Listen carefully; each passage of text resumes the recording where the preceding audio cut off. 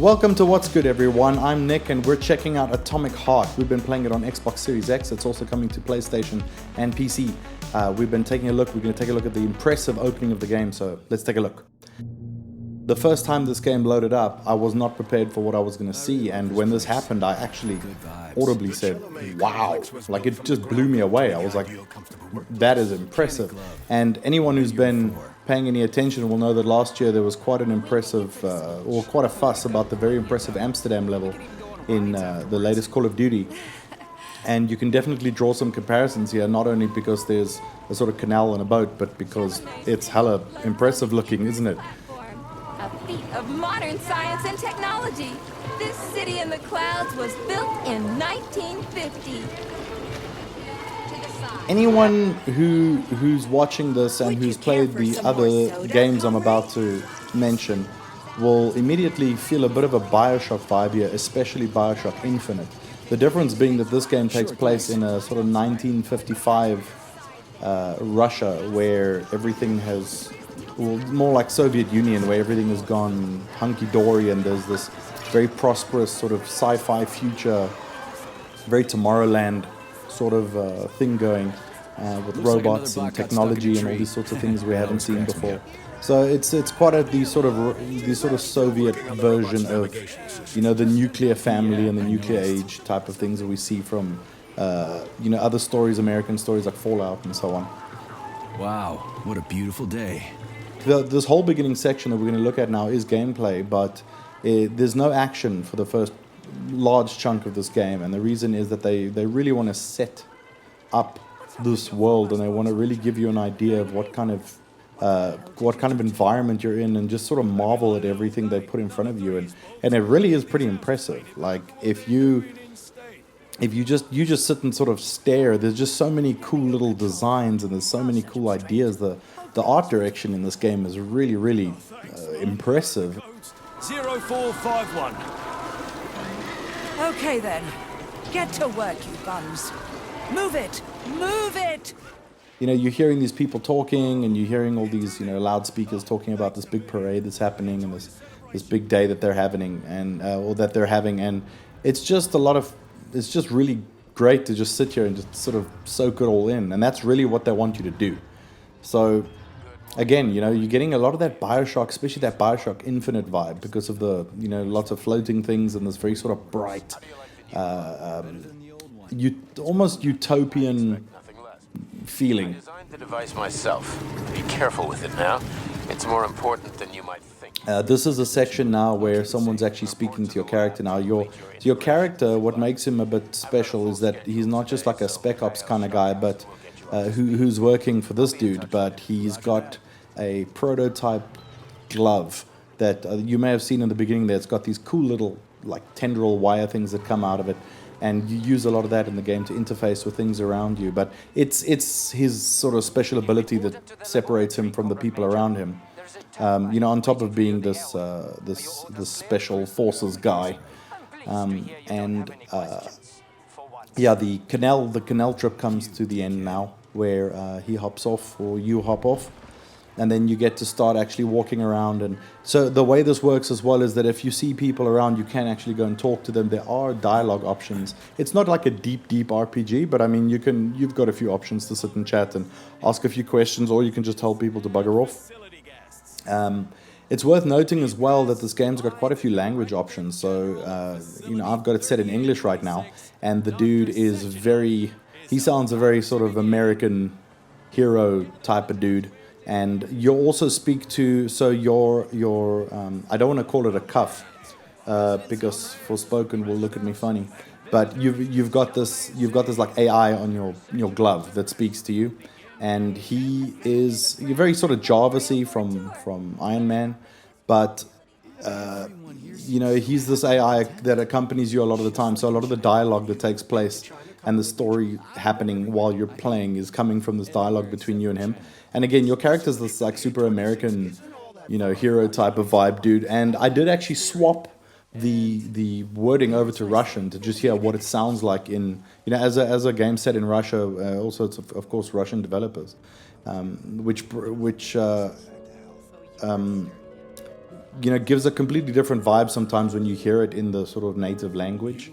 And there you can see the hand glove thingy again as it comes out and scans things. So you'll see a lot more of it in a moment. But it's quite a different vibe. And what I found so far is that the dialogue and stuff is actually quite cheesy, but it's like cheesy bad, but in a sort of cheesy good type of way, if I can put it that way. And I kind of like it. Like, you have to lean into it, because if you take it too seriously, then it feels a little bit cheeseball. But if you sort of just understand that they're having, they're poking a bit of fun, then you realize. Comrades, the day will come. We will reach all the planets of the solar system. And right now, we are taking. I've got a question. Yes, comrade. How may I help?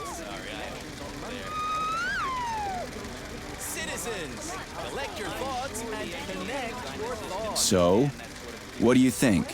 Is mankind ready to leave its home? A philosophical question. But if you're asking about technology, we'll have it in a couple of years. But whether we're truly ready for it... Yeah, it sort of makes the fact that you're playing the super American-sounding dude in English quite funny as well. I think it gives you that vibe. Okay, so here we are now. We're gonna, we're talking a bit here to one of the droids for the first time, with the androids. They've got this really creepy, like, sort of doll face thing going on, and it makes it quite interesting, because they haven't, I like that you're looking at these alternate versions of technology and.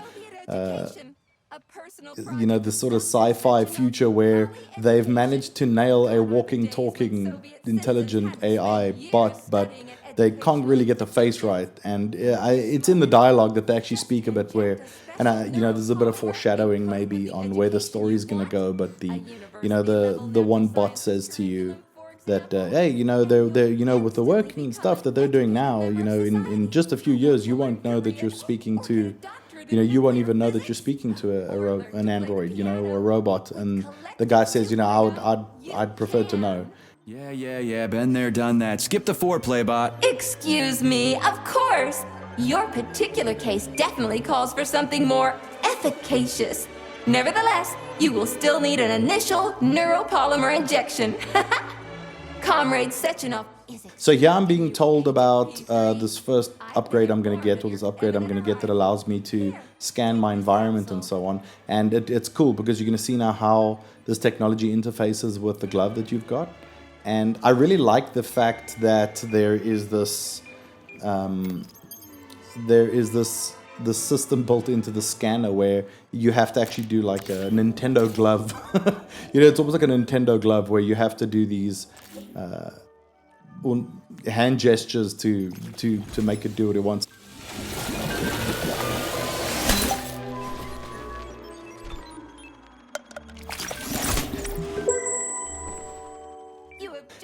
The character actually has some fun moments about, he sort of pretends like he's holding up a crucifix the whole time, so he's sort of jokingly making these quips about, be gone demon and all that sort of stuff. But again, a lot of this tech is going to feel a bit familiar if you've played Bioshock. So I won't say, I've played a bit of a chunk into this game so far, and I wouldn't say that it is just a Bioshock game with a different skin.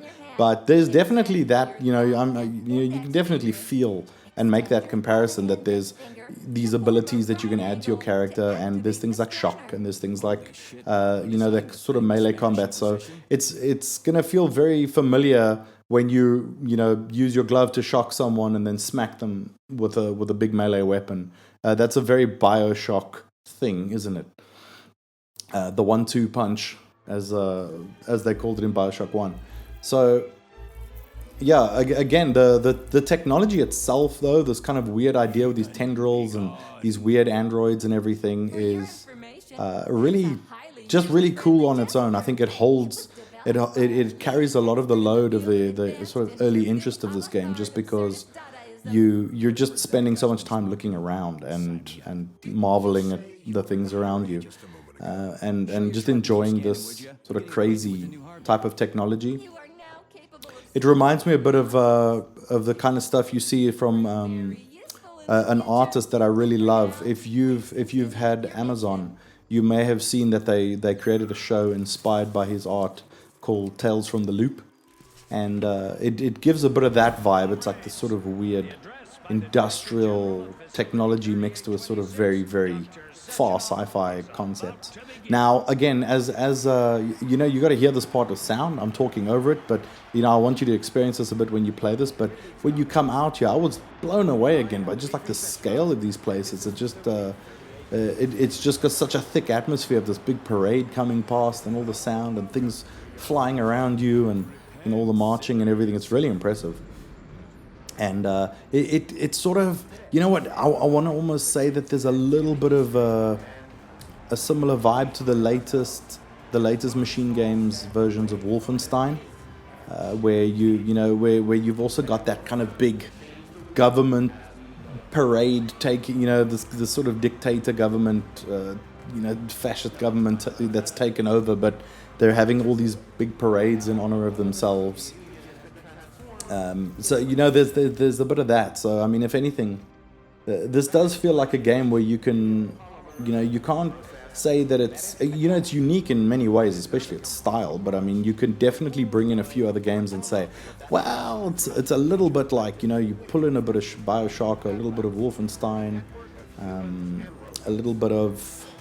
Will be able to control machines with their thoughts alone, and finally, we will be free to forget the difficult, tedious drudgery of unskilled labor and dedicate ourselves to science.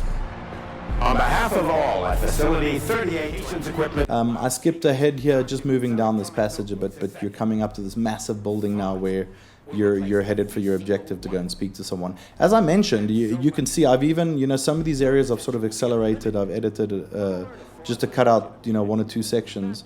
And you'll see that, this whole opening bit is really just for you to experience this world and to really get settled in. So they're not, by this point in the game, you're being taught how to crouch and shoot and do all those tutorial things. But here they really want to just sell you on the environment and the story.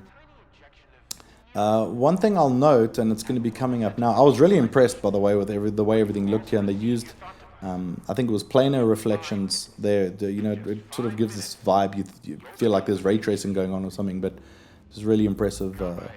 Everything looks really impressive. Now here, this elevator ride was actually really quite long.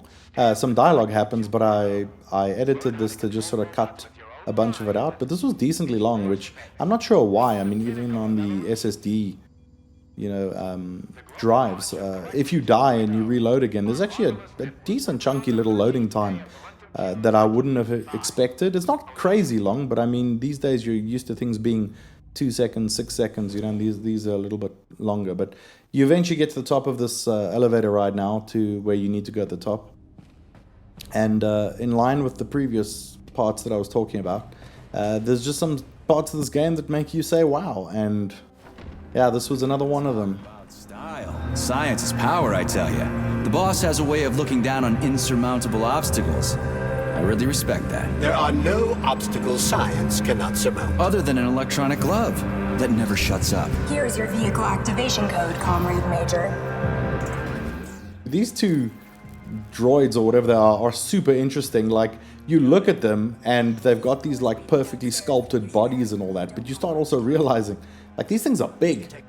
Like, these things are quite tall. Like, if you look at my character, who's supposed to be this like sort of macho war hero, you start realizing, yeah, you're sort of taking them up to their midsection. And with this game being what it is, I have to assume that I might have to tussle with these ladies at some point, and I'm not going to look forward to that because they look hella dangerous when you start thinking of them as a threat rather than something sort of interesting and a part of the world.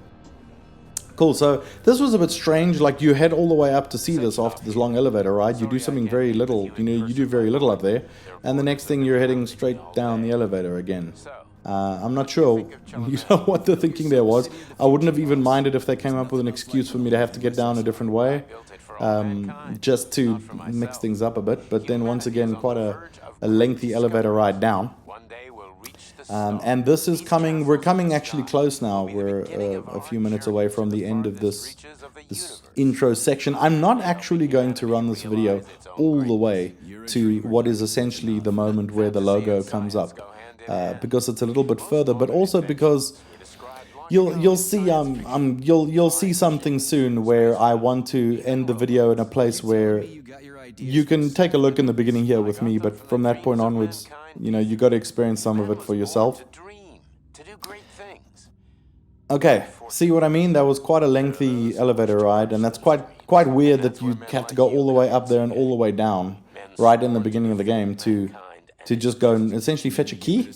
So yeah, it was a strange design choice, but maybe they just needed a good excuse to keep, you know, being able to feed some story and dialogue. This is me playing with the reflections again because I just can't help myself. Coming out again into this impressive exterior. So I've got this key for a vehicle now, so I'm finally going to get to a car. So the game's talking, well, you know, the dialogue now is busy talking about how I'm on my way to the car now to get going. You're a bit of a hitman sort of character as well for this guy that you work for, and you know that gets made clear early on in the game that you're willing to do what needs to be done. And so yeah, so the cars are sort of what you'd expect from 1955, but this is where, you know, you got this cool little key. There's a lot of cool little things like this in the game, like the way that key moved and the way that locks and keys and the little puzzles they add in general are quite rad. But of course, here comes a bit of a twist. You climb into the car and he puts the window down, and sort of the whole window comes down, and then this flying bin comes to talk to you. I just absolutely love these designs. This thing looks like sort of all hardcore military, doesn't it, compared to the other shiny things? And yeah, this thing hooks on. So there's a nice little twist here where you think that you're going to be heading into the, you know, driving out with your new car, and the next thing, this thing's lifting you up. So yeah, this is bringing us right to the end of the sort of beginning intro and introduction to this whole world, and with you being floated away. But of course, as it comes up, I was very impressed again by the scale of everything here. The performance is pretty good on this game, but when you're outside in some of the big areas, can chug a bit.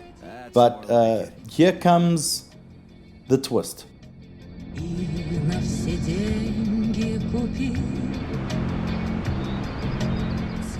You were on a big floating city all along. And this is where things, you know, sort of really get going in the game. But this is where I'm also going to end. So I'll let you experience the rest of it for yourself. But I hope you enjoyed the video. Thanks for hanging out with me and chatting about this. I'm Nick from What's Good, so thanks for watching. Cheers. What did you just say? I said the signal's on the fritz, but thanks anyway, Herr Stockhausen. Dr. Sechenov already filled me in. Don't you think that may have been a bit too much? Nope. For some reason, your response didn't surprise me at all.